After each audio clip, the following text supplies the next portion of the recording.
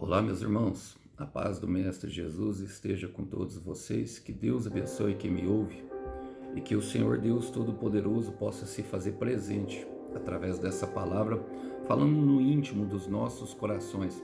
Que ela possa ser bálsamo e que ela possa ser instrução, que ela possa ser direção. Esse é o desejo do meu coração. Vamos lá para aquilo que importa? Para mais uma breve palavra. O texto de hoje, para nossa breve reflexão, encontra-se no livro de Atos dos Apóstolos. Quero ler com vocês o capítulo 3, a partir do verso 12. Diz assim: Pedro, percebendo o que ocorria, dirigiu-se à multidão. Povo de Israel, por que ficar surpreso com isso? Disse ele. Porque olham para nós como se estivéssemos feito esse homem andar por nosso próprio poder ou devoção. Pois foi o Deus de Abraão, Isaque e de Jacó, o Deus de nossos antepassados, quem glorificou o seu servo Jesus, a quem vocês traíram e rejeitaram diante de Pilatos, apesar de ele ter decidido soltá-lo. Vocês rejeitaram o santo e justo e em seu lugar exigiram que um assassino fosse liberto. Mataram o autor da vida, mas Deus o ressuscitou dos mortos. E todos nós somos testemunhas desse fato. Glória a Deus, irmãos. O cenário aqui em questão é justamente o cenário logo depois do derramar do Espírito Santo e o primeiro milagre operado pelo ali o apóstolo Pedro e o apóstolo João, que lideravam a igreja e ela crescia. Já havia acontecido um acréscimo de 3.000 pessoas e Deus operava maravilhosamente para que o nome de Jesus fosse levantado. E o cenário em questão é logo depois, porque Pedro, na sua percepção, entendeu que era um momento de arrebanhar mais alguns. E isso aconteceu logo depois desses aqui, se eu não me engano foram mais 5.000. Depois desse segundo discurso, depois de um milagre. E pensando nisso, eu quero fazer as aplicações pertinentes a esse texto. Fala justamente da eloquência da pregação e como a palavra ela é poderosa para transformar as nossas vidas. A palavra diz assim, Pedro, percebendo o que ocorria, dirigiu-se à multidão. Uma percepção espiritual. E é isso que Jesus faz em nossa vida, meu irmão. Jesus é capaz de alterar todos os sentidos que nós temos. Jesus abre as portas da percepção. Começamos a enxergar diferente. Começamos a ouvir diferente. Começamos a perceber as pessoas ao nosso redor de uma maneira diferente. E isso Pedro está vivenciando agora em sua vida, porque se colocou a caminhar, porque se colocou a andar. E Deus, ele tem essa intenção de quê? De alterar todos os nossos sentidos. Porque o mundo não gira de acordo com a nossa crença. Eu quero repetir isso. O mundo não gira de acordo com a nossa crença. E logicamente Pedro e João estão vendo as coisas como Jesus viu. A palavra vai dizer em Jó capítulo 32, versículo 8: mas o Espírito dentro do homem que lhe dá entendimento, o sopro do Todo-Poderoso. E aqui Jó está falando logicamente do espírito humano. Nós somos corpo, alma e espírito. E é o espírito do homem que se relaciona com o eterno. É o sopro de vida, aquilo que em Gênesis Deus soprou quando formou o homem do barro. Ou seja, é aquela parte de Deus em nós. Quando Deus sopra o espírito, ele está trazendo algo que é de dentro dele. O zoe. Aquilo que Jesus vai repetir em João 10:10, que ele veio para trazer vida plena. Essa vida plena é justamente a vida que vem de Deus. E esses sentidos alterados se comunicam justamente com o espírito do homem. Em Jó 33, versículo 4, ele vai falar assim, o Espírito de Deus me fez. O sopro do Todo-Poderoso me dá vida. São esses sentidos que são capazes de nos levar além. Esses sentidos que são aguçados. A palavra vai dizer no livro de Êxodo que Moisés, quando foi construir o tabernáculo, Deus escolheu homens os melhores em cada área da pintura, os melhores tecelãos, os melhores carpinteiros para quê? Para edificar o tabernáculo de Deus. E Deus falou: e eu soprarei. Ele escolheu os melhores e falou: e eu ainda soprarei o meu espírito sobre eles, para que eles façam tudo de maneira perfeita. E é isso que Deus está trabalhando em nós, meu irmão. Jesus altera os sentidos. A palavra fala assim, ó, olha o que ele fala. Pedro, continuando, percebendo, ele diz: povo de Israel, por que ficar tão surpresos com isso? Disse ele: por que olhar para nós como se tivéssemos feito este homem andar por nosso próprio poder ou devoção? E aqui mostra algo, irmãos, que é inerente ao ser humano. As pessoas esquecem com facilidade daquilo que aconteceu. Porque Jesus andou entre eles, Jesus desfez as obras das trevas, curou muitos cegos, muitos coxos, muitos enfermos. Jesus ressuscitou mortos, inclusive o Espírito de Deus ressuscitou a ele mesmo. E elas se esquecem com facilidade. Por quê? Por causa do costume. Israel tinha essa, vamos dizer isso, arraigado em sua história, a questão dos profetas e dos homens que faziam milagres. Mas daquele dia em diante já não seria mais daquela forma, porque Deus estava disposto a implantar a sua identidade, não só na nação de Israel, mas em todo mundo. E as pessoas esquecem com facilidade das coisas, irmãos. Por isso que por que estão tão surpresos? Por que estão tão surpresos? Como se nós tivéssemos feitos por devoção. Mostra o legalismo implantado dentro da cultura de Israel. Justamente aquilo que nós podemos fazer para obter o favor de Deus. Nós não podemos fazer nada, irmão. Deus já nos amou, entregando o seu Filho, levando-o na cruz, no madeiro, justamente para que nós tivéssemos acesso e toda provisão de recursos para caminhar aqui, inclusive a perdão dos nossos pecados. Então, olha, as pessoas podem se esquecer com facilidade, mas Pedro está falando: mas nós que estamos aqui para lembrar quem é que tudo pode, quem é que faz todas as coisas, não é pelo poder nem pela devoção, mas sim pelo nome de Jesus que nós obtemos vitória, é pelo sangue do Cordeiro que nós temos a vitória, a nossa paz é governada pela paz do homem que vem no madeiro. Então jamais se esqueça disso, irmão, porque em Lucas 1:37 vai dizer que para Deus nada é impossível. Em Mateus capítulo 19, versículo 26 vai dizer que pode ser até impossível para os homens, mas totalmente possível a Deus. Para o que para os homens é impossível, para Deus ainda é possível. Então não atribua glória ao homem, sempre se lembre disso, sempre é Deus quem faz, irmãos, sempre é Deus quem faz. Eu quero repetir, sempre é Deus quem faz.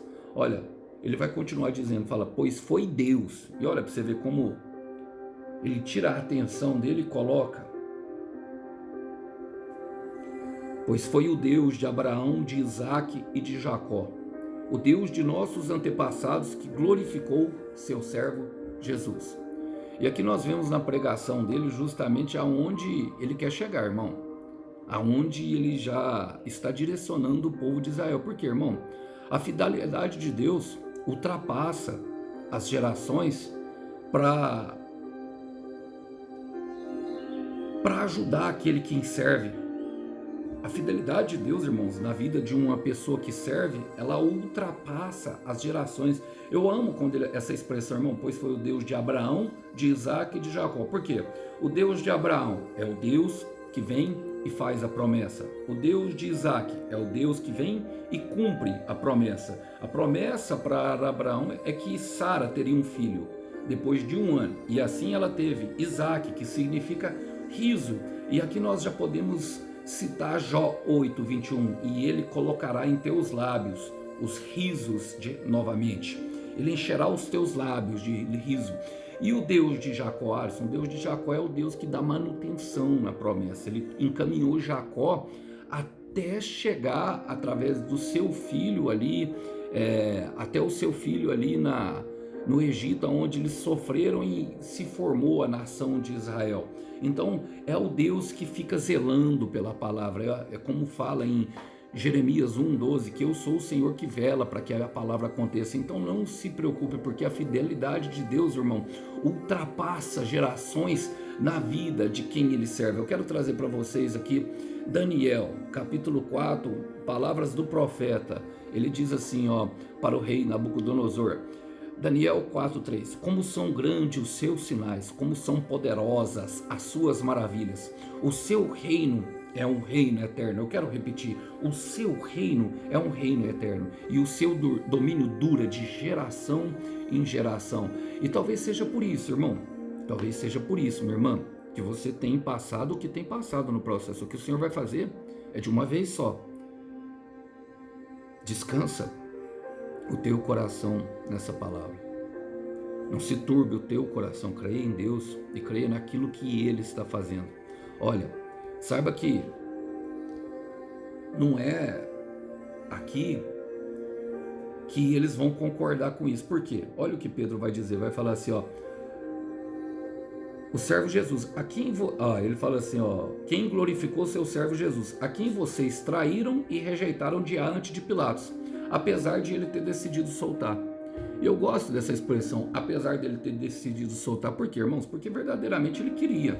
Só que Pilatos, ele era um homem que não se valia do poder de decisão que tinha. E por isso, e ele foi até divinamente instruído, porque a sua mulher sofreu muito em sonho, justamente por causa de Jesus.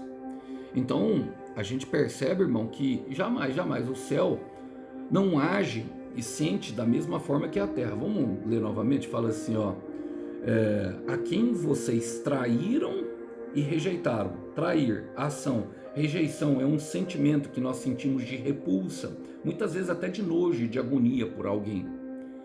Então, o céu não sente da mesma forma que nós sentimos. O céu não age da mesma forma que a terra age. O céu não age e sente da mesma forma que a terra está agindo.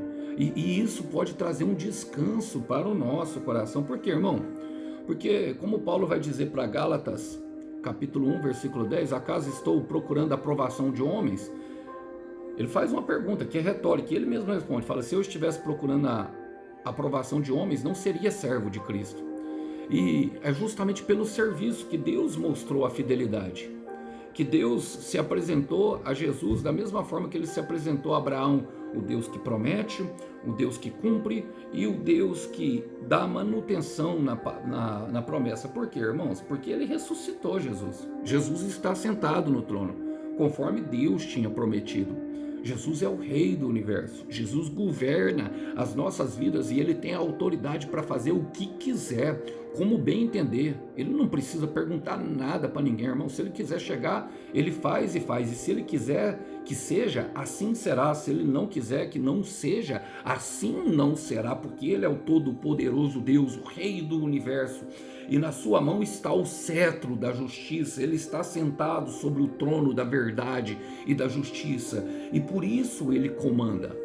Agora, não é porque não está acontecendo isso na nossa vida que ele não está agindo. Está nos ensinando, está nos levando ao conhecimento do santo e do eterno.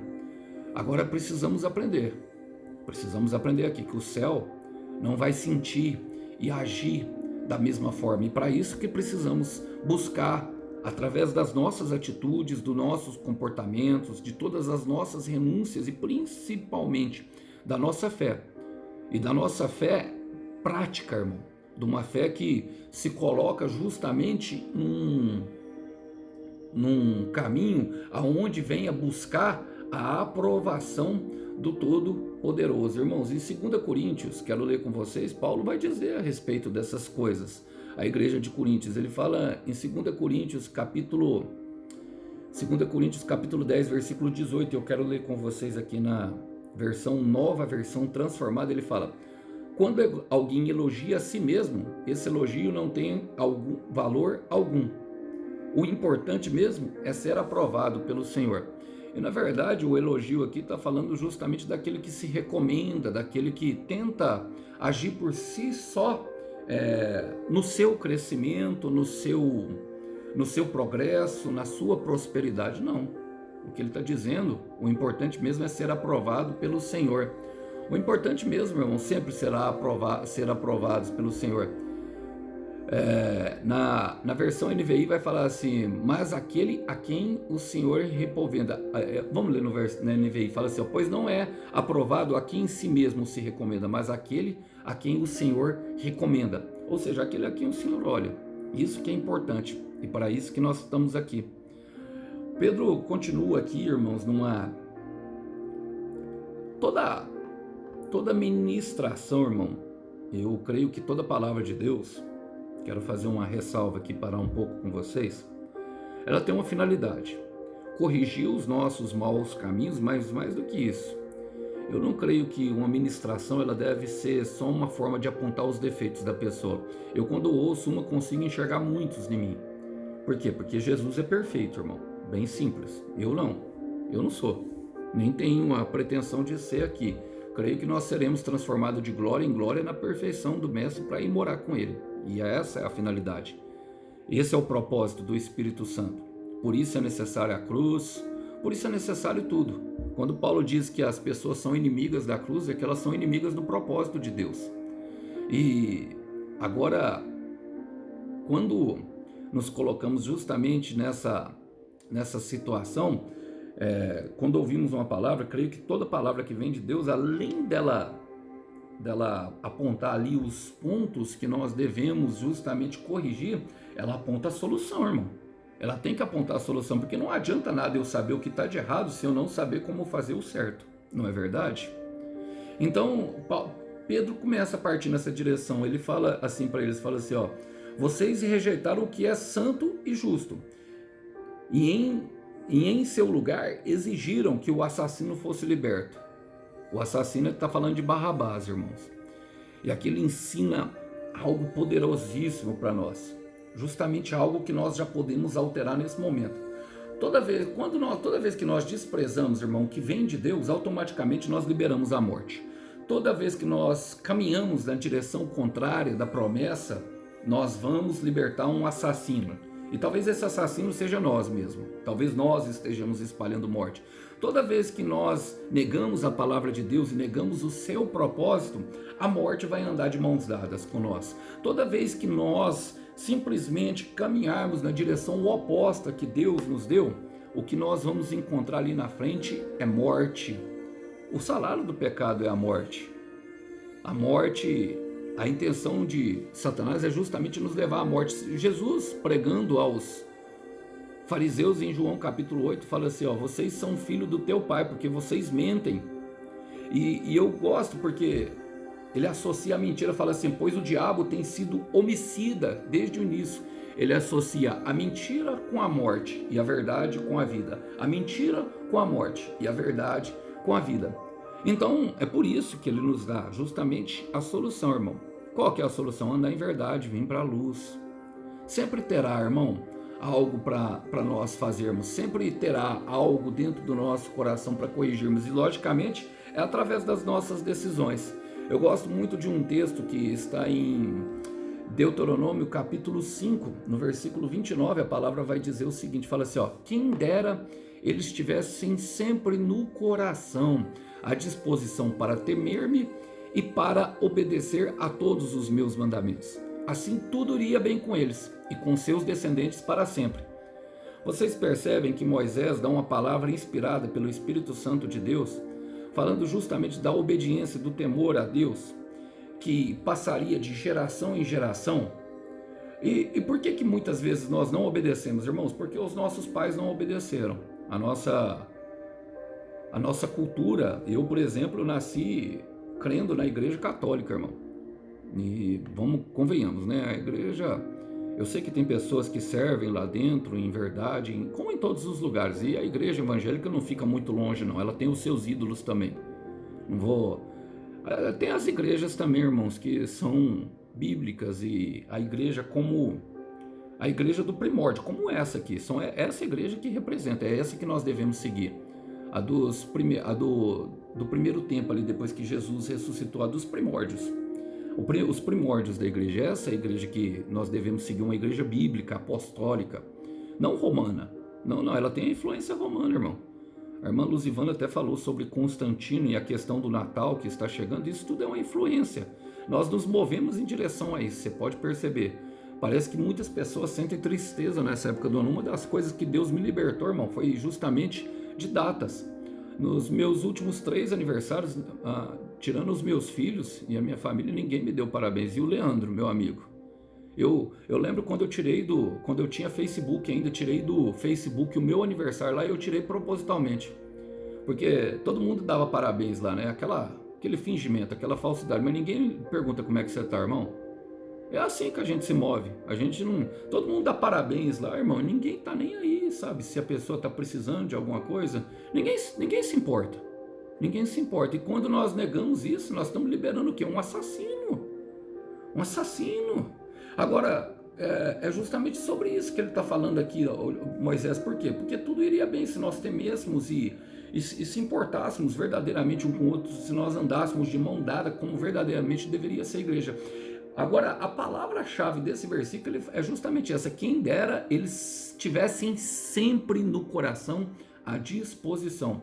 Agora nós temos disposição a correr pelo que é nosso. Estou falando que não deve? Deve, irmão.